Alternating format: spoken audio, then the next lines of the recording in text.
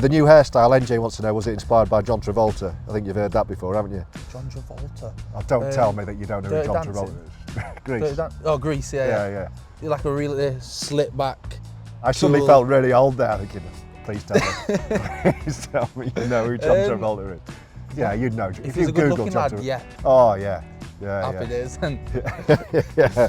When I was at the likes of Rochdale, and you can train at 60%, play at 60% and still play the next week. Yeah. If you did that here, there's no way you're playing. Yeah. So if anything, it makes you, as soon as you come through there, you have to give 100%. Especially me, when I've not really been playing and I've not really seen what I can do.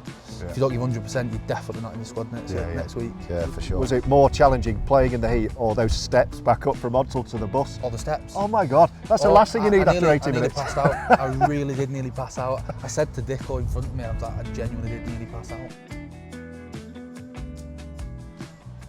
Hello again, welcome to You Have the Mic. We are at the Netpar Training Centre once again, bathed in sunshine, a little bit blustery, although as our guest Ben O'Keefe said, it's really cold tonight. It's not cold. It's not cold. It's a little bit blustery, but it's beautiful. And we're building up to the game against Widnes, remember, at Sedgley Park, our temporary venue for one match only. All the information is on the website.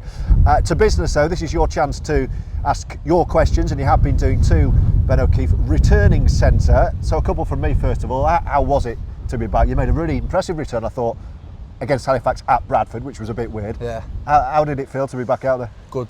Missed it. Yeah, I could tell. You don't really understand how much you miss it until you come back and you play, because when you're off for so long, you're like, oh, rugby, you have to come. It's just, you don't enjoy it. Yeah. I don't personally enjoy it when I'm injured at all.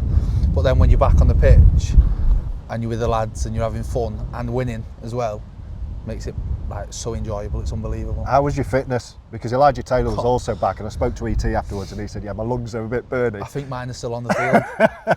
Yeah, I think last. Is that just match fit? Because obviously you're in great shape. But is that just playing matches? Yeah, you can't get, or I find that you can't get fit for rugby unless you play. So you can run 40k, you can run marathons, but rugby fitness is rugby fitness, and the only way to increase it is to play rugby. Yeah.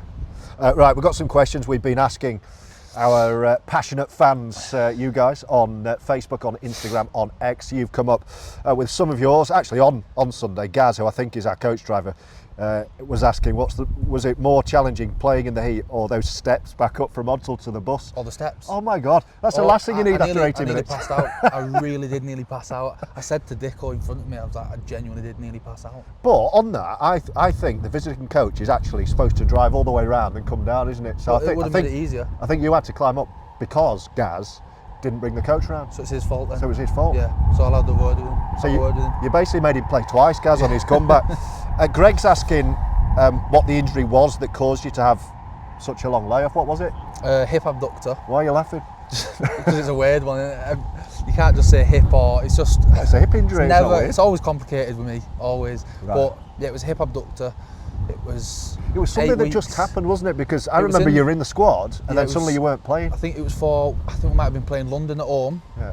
Team run on the Saturday, playing on the Sunday, and it just pulled. Yeah. And then 8 weeks later, came back and did it again.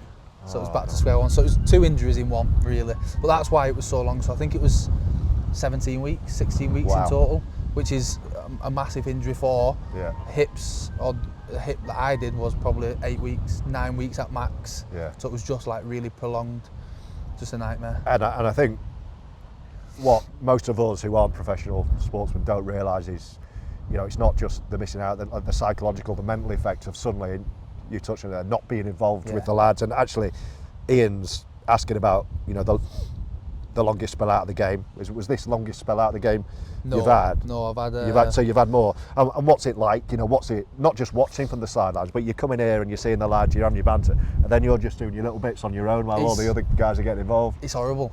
It is probably the worst feeling ever. Especially when, like I said before, you play rugby and you enjoy rugby. When you're not playing it and you come into here with a group of 30 lads and you speak to them for 10, 15 minutes before, but that's it. Yeah. You're in the gym on your own, you're rehabbing on your own, you might be with the physios a few times and it's really lonely. But everyone's been really well, everyone's been good. G me up and all that. So yeah. So they're not forgotten about you? No, don't think so anyway. You're still one of the cool kids, aren't you? I hope so. I hope so. Alfie asked, actually, you've just answered that. How hard was it to stay fit with very limited game time? But I think you've kind of answered that. You just got yourself in the gym, haven't you? Done what you can. Yeah. To try and keep that. Upper body wise, yeah, it's easy. Just go to the gym, do all your extra bits that you need to do away from here. But like I said, there's not much you can do with a lower body injury to keep yourself fit. You can't really do much. A few messages on your on your appearance.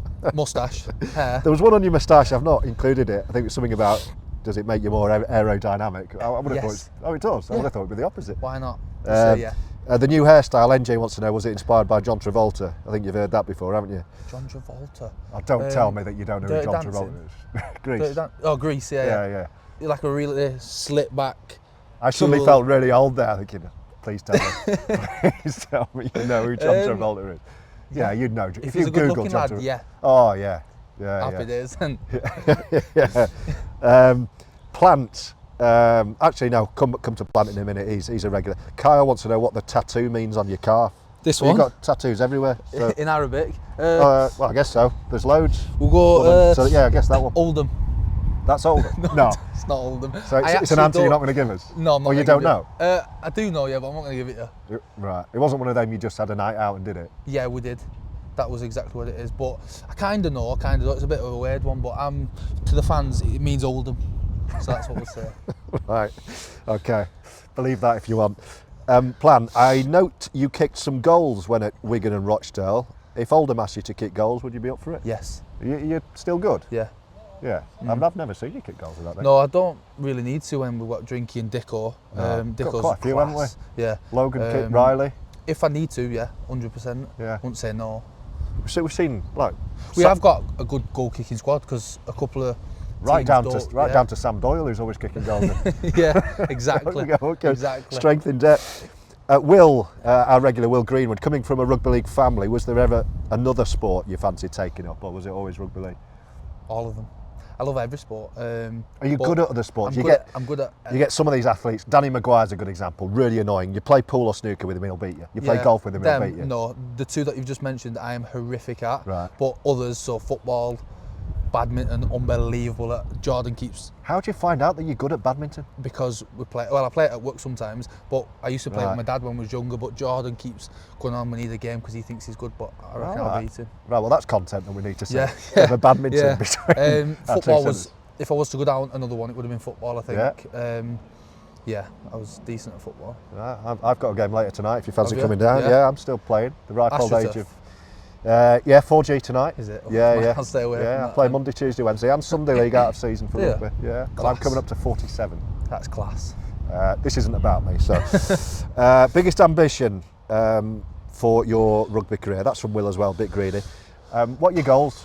You're still relatively young, I think. 23. Yeah. So your I just ambitions take are ahead of it you. step by step.